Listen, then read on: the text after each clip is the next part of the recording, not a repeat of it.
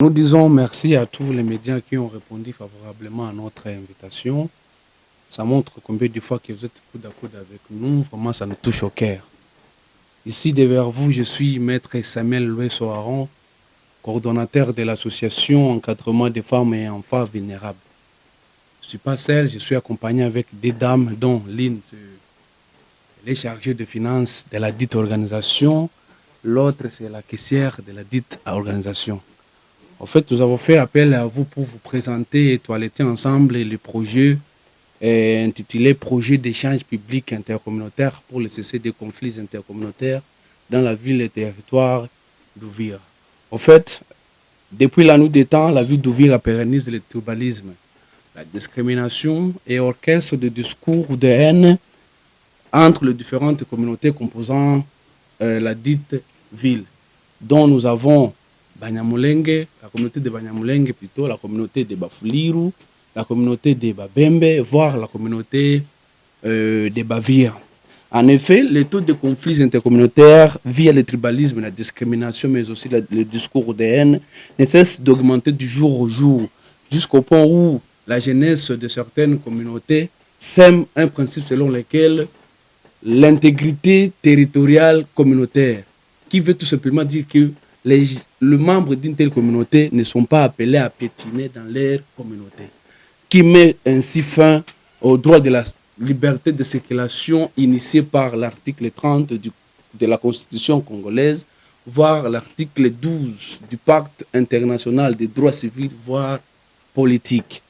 En effet, nous avons vécu ensemble avec vous en date du 27 octobre 2023 les coups de balle qui ont été entendus via la présence de son Excellence, Monsieur le ministre des Infrastructures, ayant ainsi l'objectif de manifester le mécontentement de sa présence dans la dite ville, voire territoire d'Ouvira, mais aussi en date de 21 septembre, il y avait une manifestation qui a été organisée par les jeunes Flirou qui voulaient ainsi réclamer, je ne sais pas, la présence de certains jeunes de la dite ville dans certains services étatiques.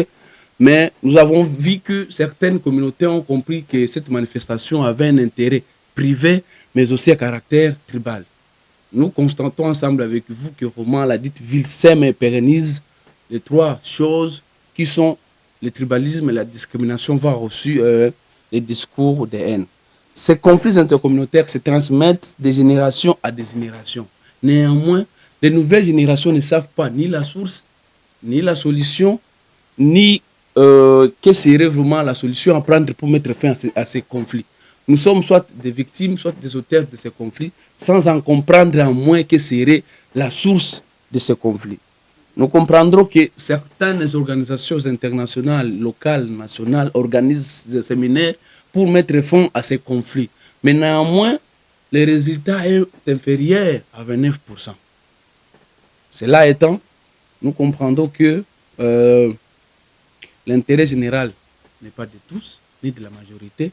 C'est pourquoi nous avons songé à organiser un tel projet, voir si nous aussi nous pouvons contribuer à mettre fin à ce genre de conflits intercommunautaires liés par le tribalisme, le discours de haine, voire la discrimination.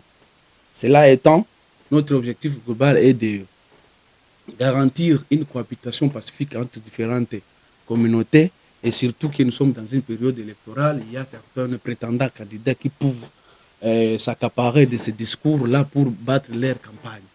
Alors que ça crée vraiment des conflits. Il y a eu, lors de la présence du ministre des Infrastructures, des coups de balle dont certaines personnes ont été victimes.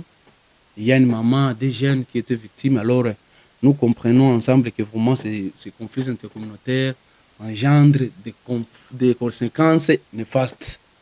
Et étant cela, nous accueillons ou nous laissons un champ libre à des questions pour tous mes dames qui auraient une question. Nous sommes vraiment prêts à vous répondre. Par rapport au développement que vous aviez montré, quels sont les mécanismes d'attaque que vous avez mis en place pour s'évader de cette situation telle que vous l'avez dit, la haine, le tribalisme et la discrimination? Notre premier mécanisme ou notre spécificité et d'organiser un échange public, sous compris comme un débat public.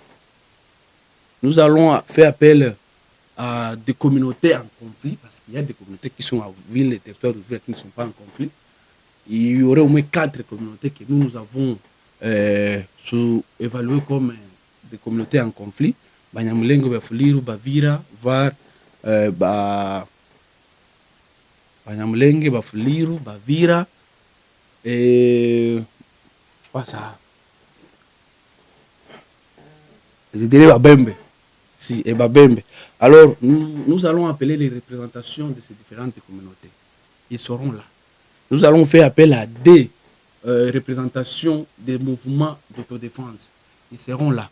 Nous allons appeler un maître avocat qui sera chargé de bien expliquer qu'est-ce que la nationalité congolaise. Parce que jusqu'à présent, il y a certaines personnes de nationalité congolaise qui ne savent pas qu'est-ce que la nationalité congolaise, d'origine surtout. Nous allons faire appel à des autorités politico-administratives.